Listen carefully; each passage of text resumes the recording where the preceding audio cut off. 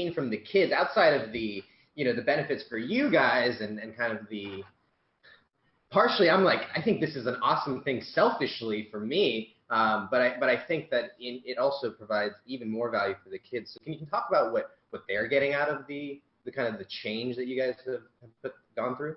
Yeah, absolutely. Well, honestly, I'm glad that you asked that because it's my favorite part.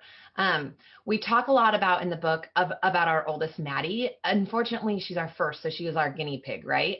And so she just got the brunt of all the hoops that we had jumped through, making sure she jumped through them properly as well. And by the time she was like a first grader, we had like a really anxious, stressed out kiddo on our hands.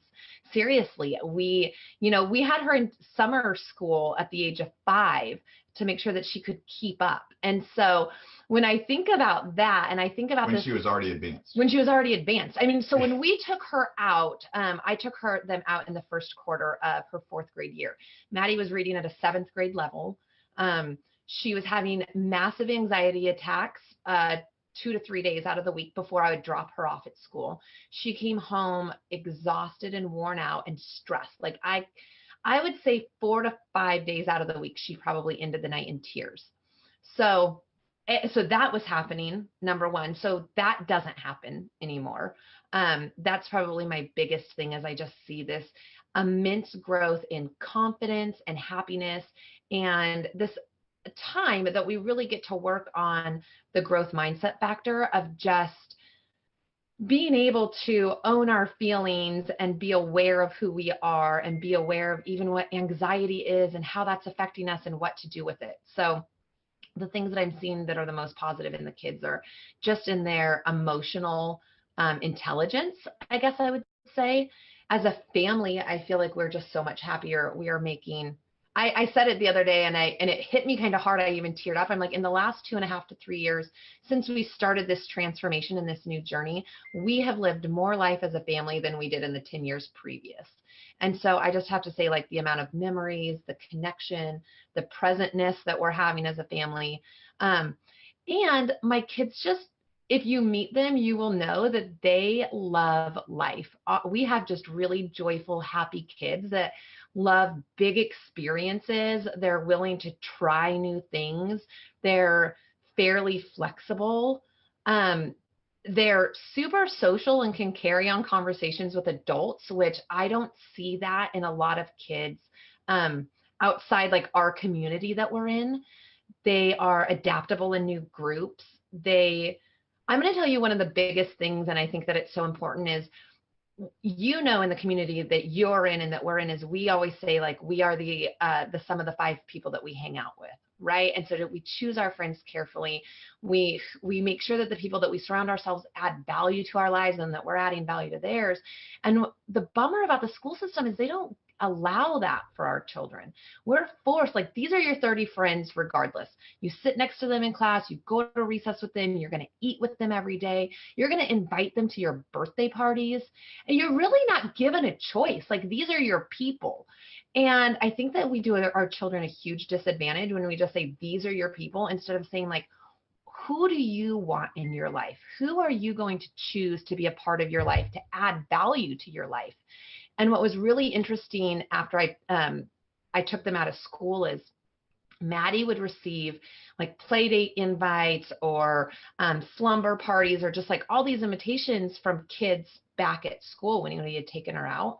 And we came to this really interesting realization with her when she started to say, like, Mom, like, I really like that girl, but those other girls didn't make me feel very good about myself. Like, I didn't feel very good about who I was when I hung out with them, and I'd rather not sleep over at that birthday party. I don't want to be around all 12 of those girls because they aren't all very kind.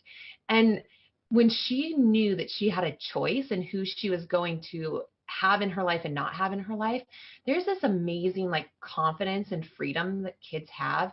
And so far, we've been really impressed with the choices and friends that our kids are picking. Like, they're very selective, and it's one of the most beautiful processes, honestly, that I feel like in this journey. Yeah, if we were going to ask them, like, say, hey, what do you like about this?